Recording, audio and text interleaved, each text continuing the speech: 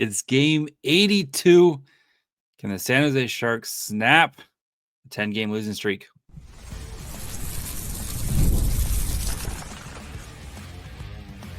You're Locked On Sharks, your daily podcast on the San Jose Sharks, part of the Locked On Podcast Network, your team every day.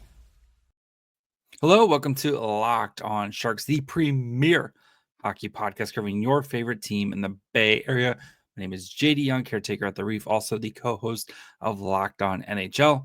I want to thank you for making Locked On Sharks your first or second listen of the day. Proudly part of the Locked On Network. We cover your team every day. We finish up our season here with our game day previews, where we spend 8 to 10 minutes talking about tonight's game as the San Jose Sharks take on the Edmonton Oilers in game 82 of the season.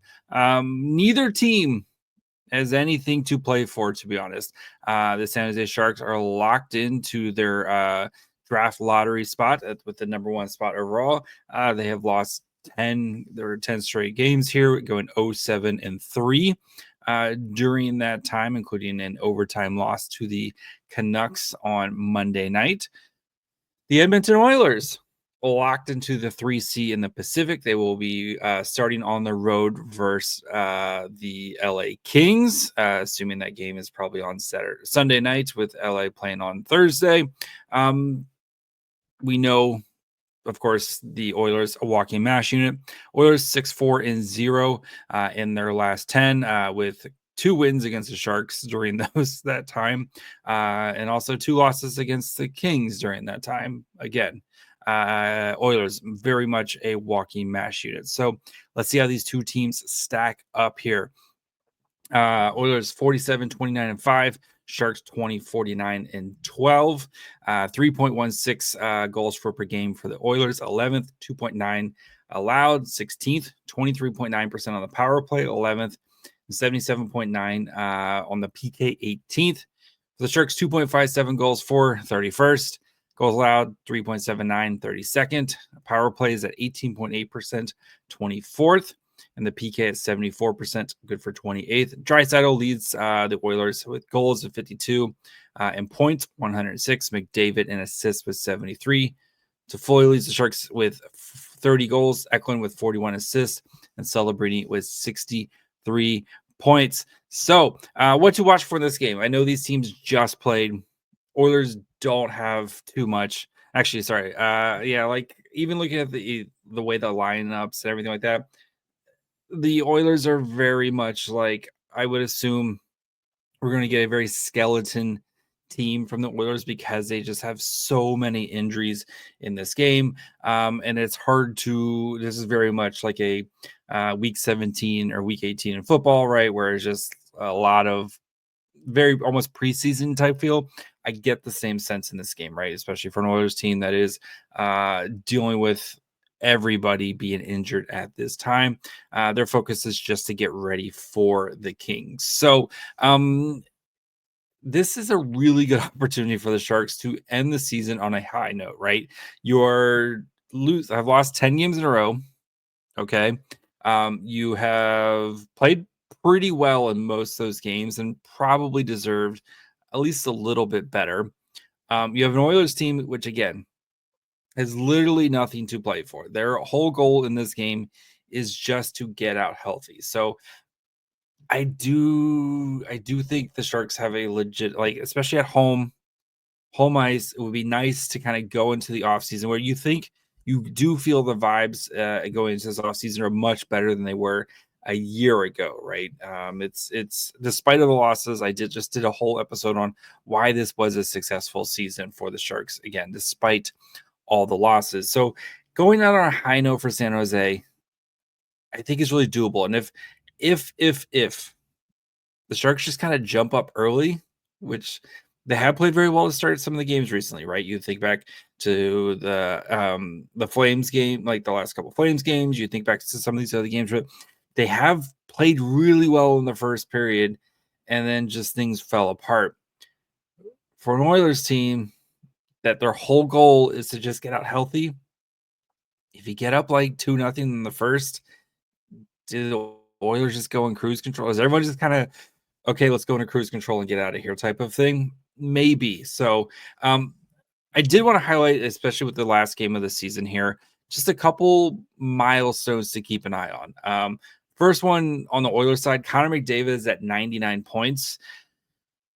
Don't be surprised if, just like last year when he was at 99 assists, and they basically did everything they could to get him an assist really early in that game against the Sharks. They did. He scored his 100th assist, and then it was basically kind of cruise control from there for the Oilers. Don't be surprised if the Oilers do everything in their possibility to get Connor McDavid that 100th point, whether it's a goal, assist, either way. And then if things are out of hand, maybe it goes into cruise control from there on. So from the Sharks side, though, there are a few players that are fairly close to milestones here, and just nice round numbers. William Eklund, who is at 58 points. So if he gets 2 points in this game, that would put him at a nice 60, which would be a really nice jump up from him from last season to, going from 45 points in his first season to 60 in his second season. Like that's a pretty solid jump right there. He would need a hat trick to hit 20 goals. He's at 17 right now. So not holding my breath on that one. Will Smith is at 18 goals and 27 assists. They would need a monster night there. But still, like if Will Smith does get 2 goals, that puts him at 20. And then you would have both Celebrini and Smith at over 20 goals in their rookie seasons. Like that's a nice little just kind of nugget or stat right there. So that's definitely one if you're rooting for Will Smith, who we have seen be able to put up multiple goals in games. The shot is ridiculous. That could be one right there. As for Macklin Celebrini, so he does have 25 goals. If he gets 2 assists, that would put him at 40, which would be a total of 65 points. Would lead the team. Like Macklin Celebrini is going to lead the team unless Eklund has like an absolute ridiculous game. But like it would take Eklund. I think Eklund's 5 points behind Celebrini's right now. So, but if Celebrini gets 2 assists, maybe 2 assists on 2 Will Smith goals, you had 65 points for Celebrini, 20 goals for Will Smith. Not too bad right there. Most of the other ones are pretty much kind of like everyone's either not with the team anymore or nothing like super crazy with it comes to kind of some of these stats and stuff like that. So I think those are kind of the main ones that you want to kind of keep an eye on there when it comes to points and milestones and stuff like that. So preferably tonight, 2 points from Eklund, any way, shape, or form, goals, assists, combination. 2 Smith goals and 2 Celebrini assists. You could easily see that potentially happening. And so I do think the Sharks win this game, to be honest. I do think, like, I know they've lost 10 in a row.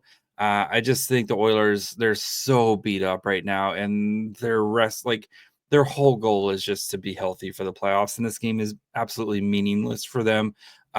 So I do think the Sharks try to go out and try to win a game, especially at home in front of the fans, and try to put it on a show. So I actually think all 3 of those things happen. I think Eklund gets his 2 points.